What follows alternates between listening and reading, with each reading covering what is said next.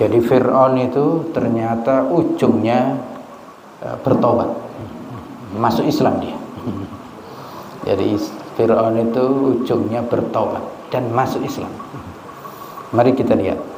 Bismillahirrahmanirrahim. Nah, Bapak, Ibu, dan saudara-saudara sekalian, pagi ini cerita singkat saja, insya Allah nanti kita bisa tukar pikiran. Dan yang mau tidur ya nggak apa-apa, yang ngantuk nggak apa-apa, silakan. Tapi kayaknya ini wajah-wajah nggak ada wajah yang ngantuk, gitu. Semuanya berbinar-binar, gitu ya kan? Iya, masih muda, ya kan? Masih muda, berbinar-binar semuanya, ya, pemuda. Pemuda. Ceritanya begini, ini terkait dengan firman Allah Subhanahu wa ta'ala. Ini cerita tentang Fir'aun. Allah Subhanahu wa ta'ala berfirman, surat Yunus ayat 90. Jadi Fir'aun itu ternyata ujungnya bertobat, masuk Islam dia. Jadi Fir'aun itu ujungnya bertobat dan masuk Islam. Mari kita lihat. Wajawazna bi bani Israil al-bahr, dan kami selamatkan, kami buat bisa berjalan itu Bani Israel al-bahr, menyeberangin laut. Karena Nabi Musa, ini Bani Israel itu yang dimaksud adalah Nabi Musa dan Bani Israel. Jadi yang mengikuti Nabi Musa itu Bani Israel. Fir'aun dan yang lainnya itu tidak Bani Israel, dia suku Qibti, suku yang mendominasi dan kemudian menjadikan Bani Israel itu sebagai masyarakat kelas rendah, gitu. Pokoknya yang pegawai-pegawai yang rendahan, tukang-tukang angkat itu Bani Israel, gitu. Karena itulah saat Fir'aun memberlakukan hukum, setiap bayi laki-laki dibunuh, itu kemudian ada yang berpikir, wahai baginda Fir'aun, kalau Bani Israel itu yang laki-laki kita bunuhin, kita sembelih, lalu dari antara Bani Israel nanti nggak ada yang laki-laki, lalu siapa nanti yang kita suruh-suruh? Lalu siapa yang jadi tukang angkat? Yang jadi kuli-kuli itu siapa nanti? Gitu.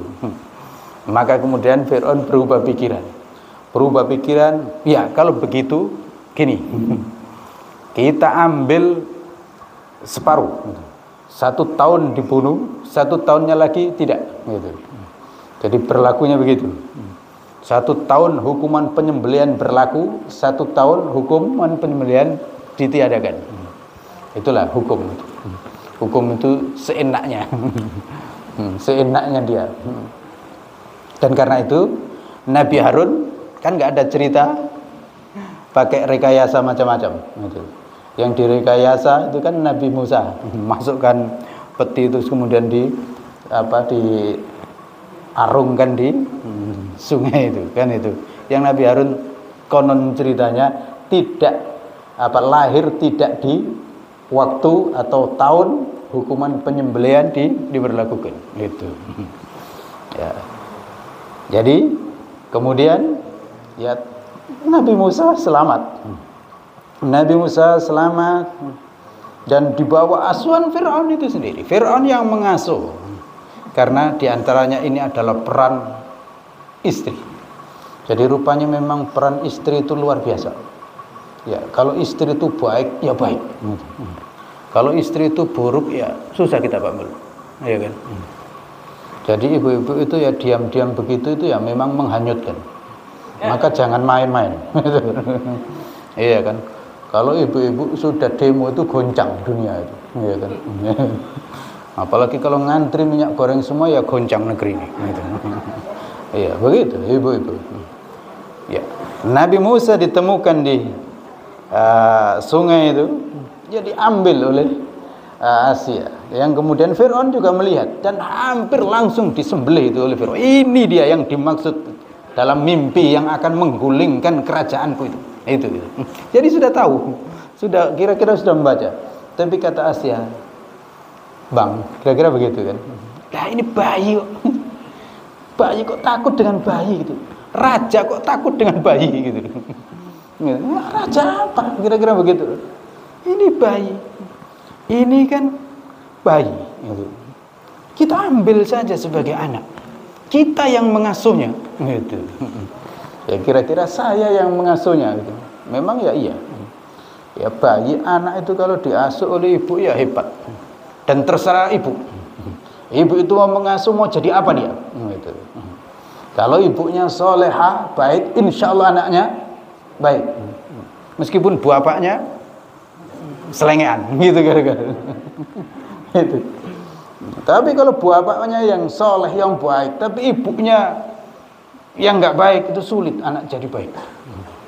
Karena itulah memang ibu-ibu itu disebut sebagai al-madrasatul ula. Ibu itu adalah madrasah yang pertama.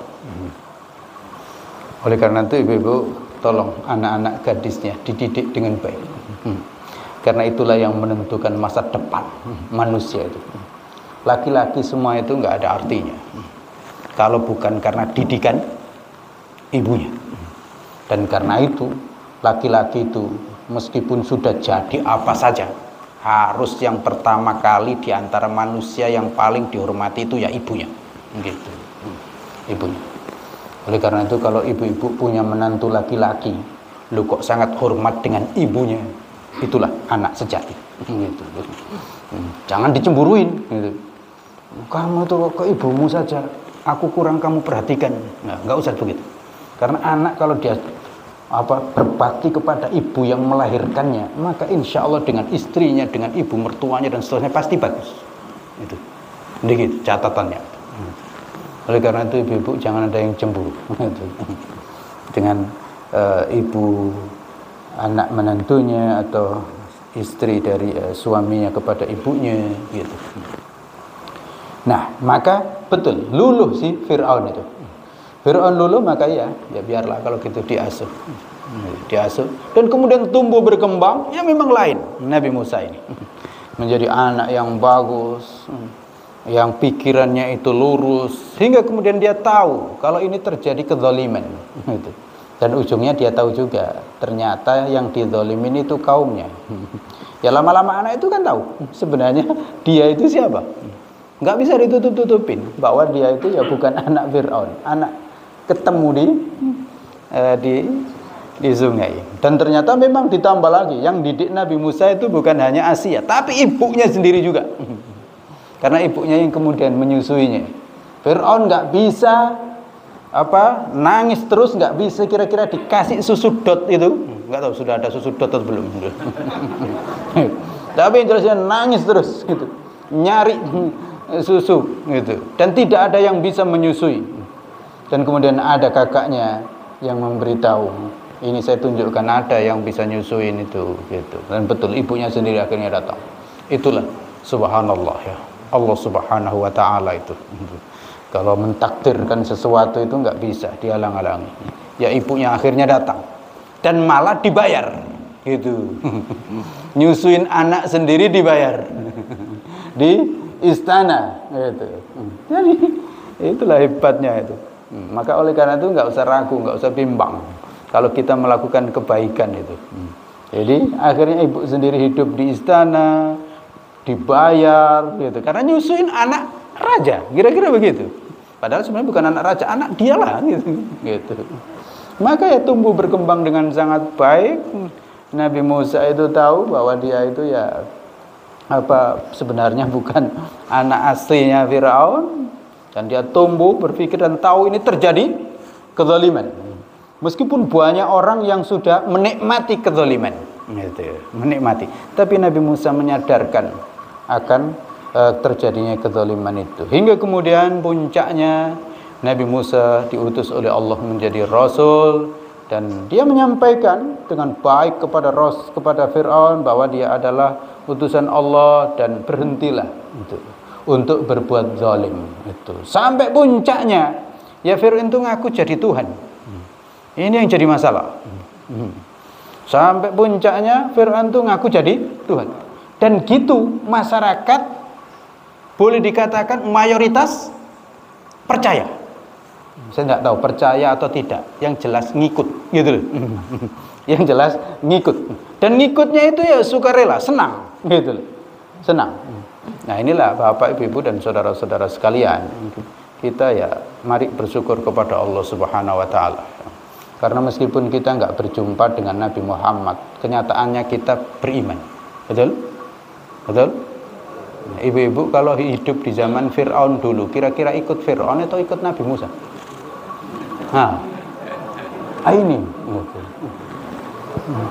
ikut siapa? Karena yang perempuan yang ikut Nabi Musa itu akhirnya itu ya Asia, ibu angkatnya itu. Yang diceritakan itu ibunya sendiri wallahualam, ya jelas kayaknya, tapi nggak ada cerita gitu. Asia. Lalu kemudian Masyito, betul? Dua-duanya kemana? Dua-duanya kemana? Asia, masya Allah, akhirnya disiksa dengan luar biasa oleh Fir'aun, suaminya sendiri itu. Disiksa. Masyito direbus, direbus. Gimana, ibu-ibu? Masih ikut Nabi Musa? Mau direbus? Berani? Ya Ustaz, jangankan direbus, ke Masjid Bustanul Ulum aja berat. Ya kan? Yang bapaknya juga begitu. Jangan coba-coba. Bukan ancamannya itu bukan mutasi, gitu. Direbus. Kalau mutasi gampang, gitu kan? Cari kerja lain kan gitu. Ini ancamannya itu bukan mutasi, gitu. Direbus. Ya Allah, gitu. Begitu. Termasuk juga ibu-ibu itu tadi, ya kita alhamdulillah beriman ya, meskipun nggak ketemu dengan Nabi Muhammad. Karena andaikan kita ketemu dengan Nabi Muhammad sallallahu alaihi wasallam, hidup di Mekah dulu atau hidup di Madinah saat Nabi ada, apakah kita kira-kira termasuk orang yang beriman? Hah? Gimana ibu? Kira-kira pengikut Abu Jahal atau pengikut Nabi Muhammad? Nah, iya. Abu Jahal tuh uangnya banyak, tampan, gagah, jabatannya tinggi. Kira-kira ikut yang mana? Nah, ikut yang punya uang atau ikut yang nggak punya uang? Nabi Muhammad nggak punya uang saat itu. Nggak ada ceritanya saat itu Nabi itu bagi-bagi uang. Itu nggak ada. Memang uangnya Khadijah habis untuk berdakwah. Tapi yang punya uang, yang punya kekuasaan itu Abu Jahal. Ada seorang perempuan sekeluarga, suami, ibunya dan anaknya. Awalnya anaknya dulu yang masuk Islam. Kemudian ibunya nggak mau kalah. Nak, kalau kamu masuk Islam, ibu ikut. Gitu. Bapaknya juga begitu. Itulah yang disebut dengan keluarga Yasir. Ibunya namanya Sumayyah, anaknya namanya Ammar. Apa yang terjadi? 3 penghuni rumah itu diseret, disiksa. Sang ibu sampai kemudian dibunuh. Bapaknya juga iya. Ammar sempat lolos itu, hingga kemudian bisa terus menyertai Nabi Muhammad sallallahu alaihi wasallam. Jadi pertanyaannya, masih kira-kira ikut Nabi Muhammad? Hah? Masih? Alhamdulillah. Alhamdulillah. Iya, memang kita rindu dengan Nabi Muhammad sallallahu alaihi wasallam. Ya, karena kita sebagai umat Islam tapi nggak bisa ketemu dengan Nabi Muhammad sallallahu alaihi wasallam di dunia. Maka ya Allah, kalau kami nggak bertemu dengan Nabi Muhammad di dunia, ya Allah, pertemukan kami nanti di akhirat. Pertemukan kami nanti di akhirat. Ya, kan itu. Dan insya Allah nggak apa-apa, nggak ketemu di dunia. Yang penting nanti ketemu di akhirat. Kita diajak bareng Nabi Muhammad masuk surga. Ya. Katakanlah kalau nggak serumah ya tetanggaan lah, nggak apa-apa. Nggak tetangga dekat ya nggak apa-apa ya Allah. Tetangga agak jauh lah. Ya karena model kita ini kan begini, itu jauh dibanding dengan para sahabat dulu. Itu. Maka ya yang penting ketemu dan mendapatkan syafaat beliau, ya, masuk surga. Itu. Nah, Bapak, Ibu dan saudara-saudara sekalian, maka kemudian singkat cerita terjadilah ya permusuhan antara Nabi Musa dan Fir'aun. Sebenarnya bukan permusuhan. Fir'aun memusuhi Nabi Musa. Nabi Musanya sendiri nggak memusuhi Fir'aun. Ngajak, ayo sadar gitu loh. Kok ngaku jadi Tuhan gitu. Itu kan ya kebohongan, kedustaan.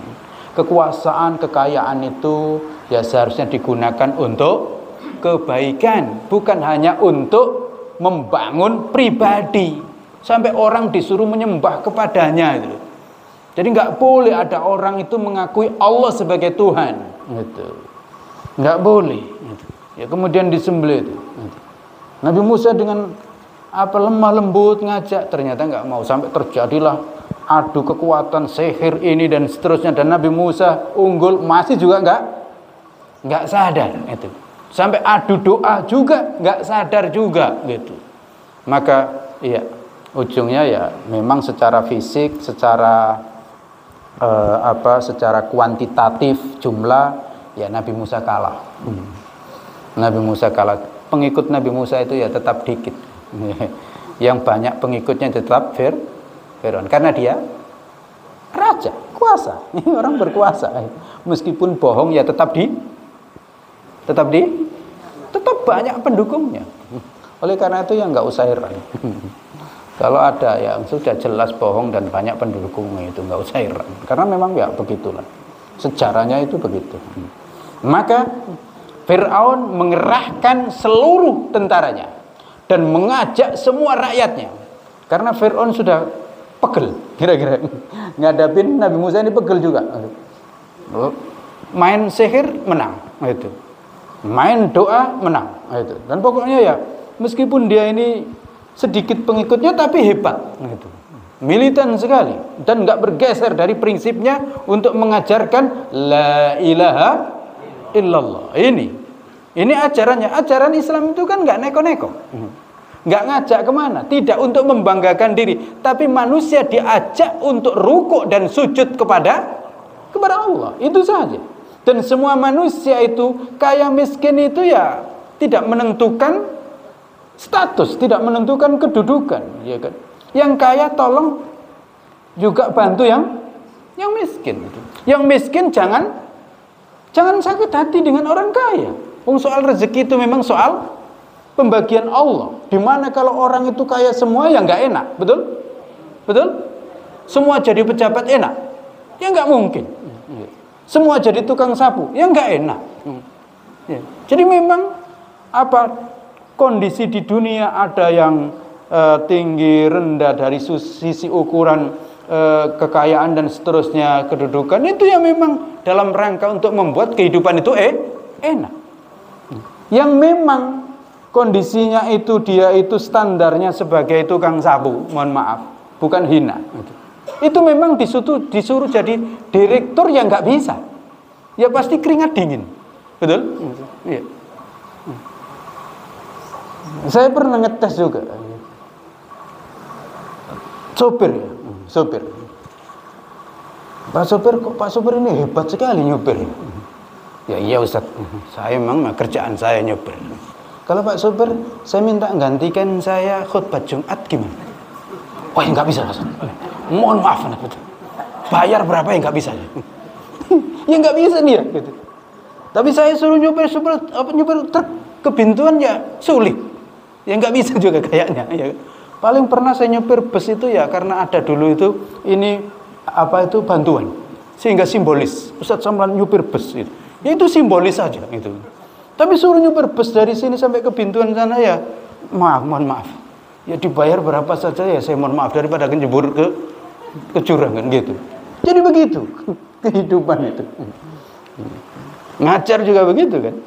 Ya kayaknya Bapak misalnya coba saya suruh ngajar tahfidz di pesantren. Siapa yang mau? Enggak mau kan gitu. Jadi ya lain-lain. Nah, kehidupan begitu. Maka itu bukan menjadi standar orang itu ya baik dan buruk di mata Allah. Dan justru yang seperti itu baik.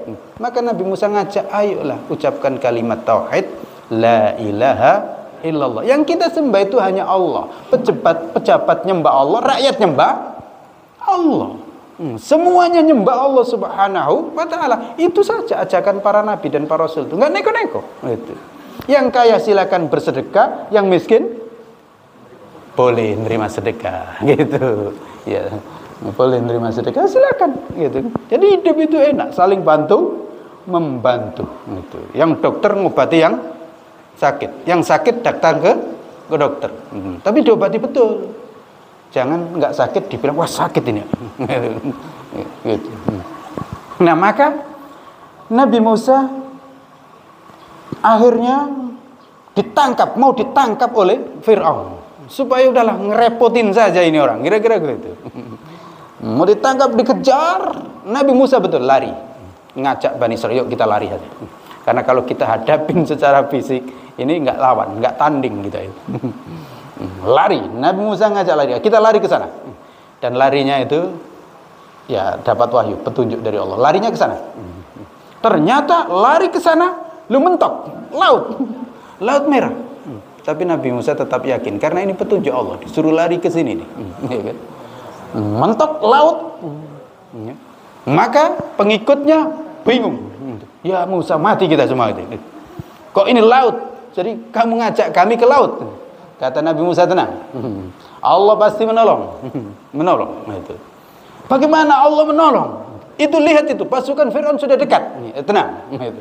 Nabi Musa kemudian berdoa kepada Allah Subhanahu wa taala. Ya, bawa mukjizat tongkat kan?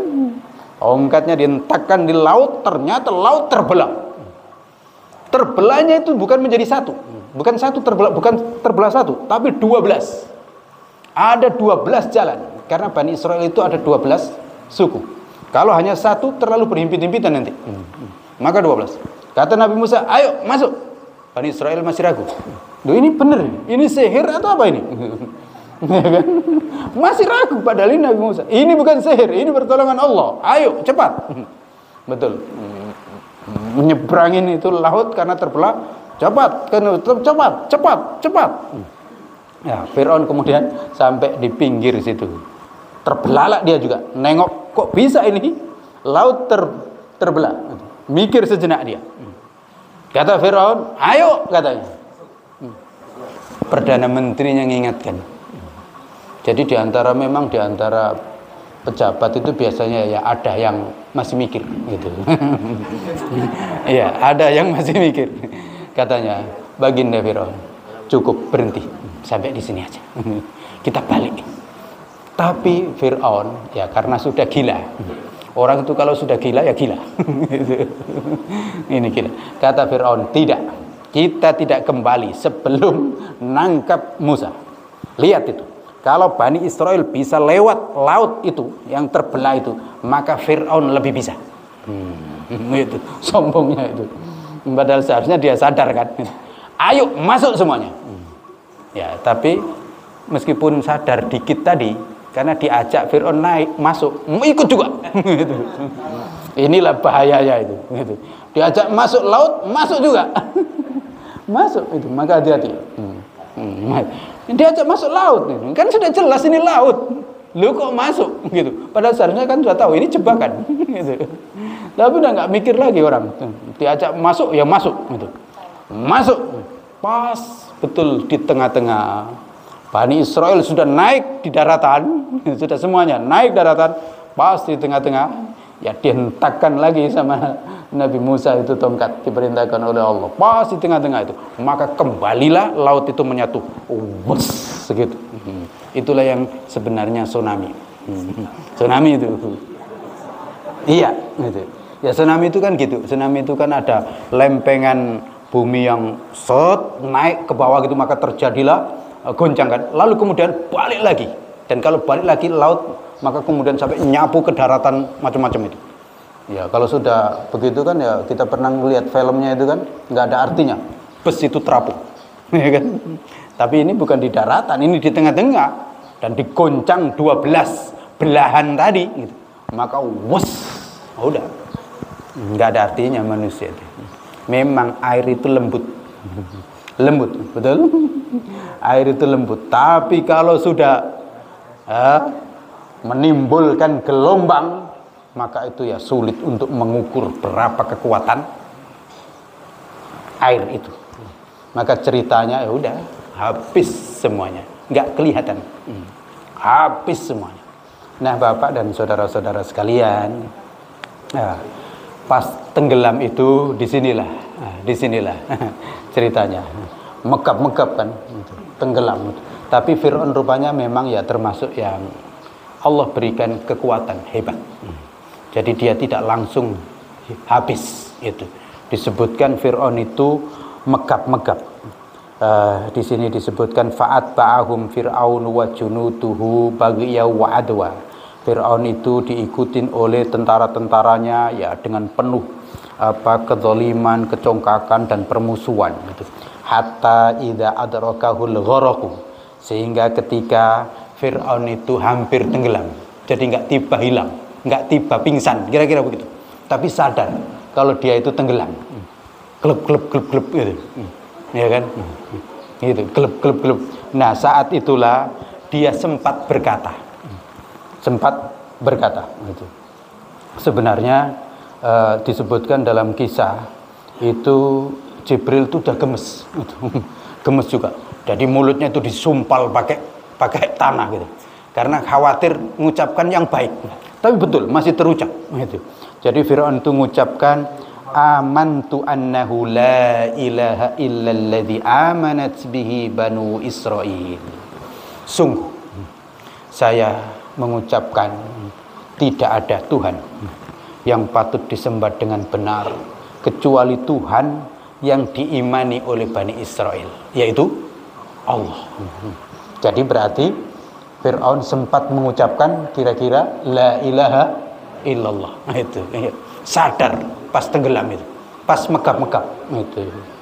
Dan mengatakan wa ana minal muslimin, dan aku menyatakan diri termasuk orang Islam. Artinya masuk Islam.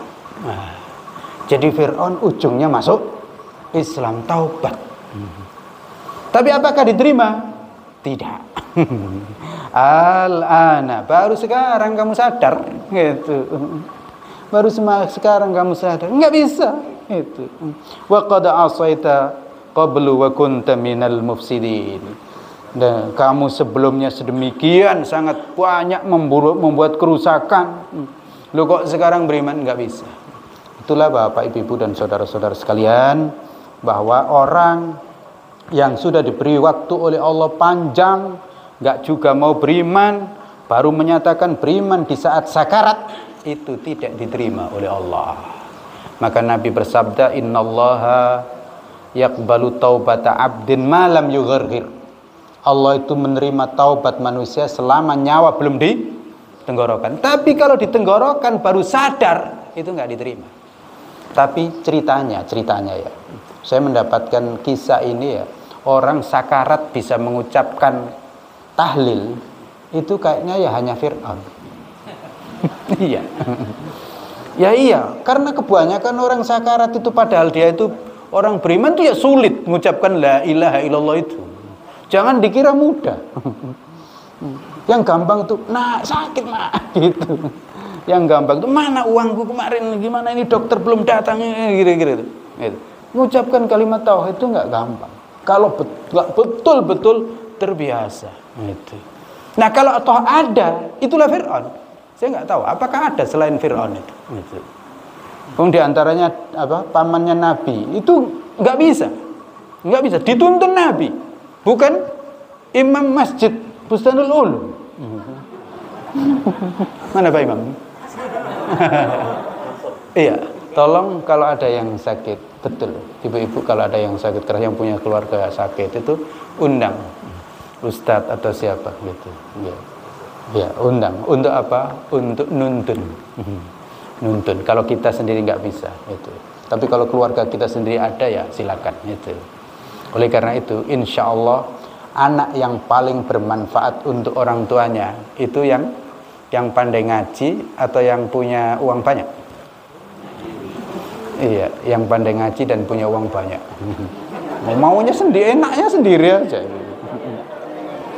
Iya, kalau orang tua misalnya dalam kondisi sakit keras, kira-kira yang dipanggil yang mana? Yang bisa ngaji atau yang punya uang? Yang bisa ngaji. Nah, tolong bacakan ini kan. Itu memang betul. Itu. Iya. Memang betul. Itu. sehingga bisa nuntun gampang gitu.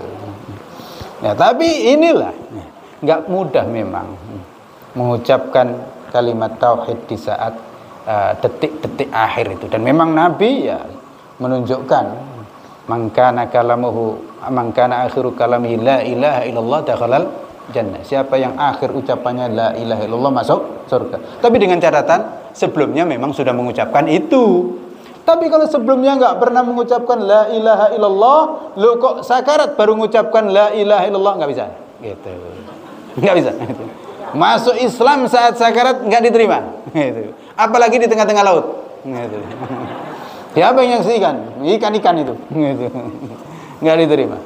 Nah, itulah pelajaran bagi kita. Alhamdulillah. Semumpung kita masih sehat, ya kan? Sehat semua. Maka kita gunakan untuk bertaubat kepada Allah Subhanahu wa taala. Dan Allah itu Maha Rahman, Maha Rahim. Sebenarnya Fir'aun itu dosanya sudah sedemikian sangat banyak itu. Andaikan kok bertaubat sebelum megap-megap. Kok tadi itu denger kata siapa tadi? Perdana Menteri tadi, terus balik dan betul bertobat, aman. Tapi ya nggak bisa kita andai-andai begitu. Tapi hukumnya begitu. Tapi ternyata dia di tengah-tengah laut baru sadar, maka tidak diterima. Demikian, silakan kalau ada yang bertanya. Sampai baik Bapak Ibu, bagi yang mau bertanya.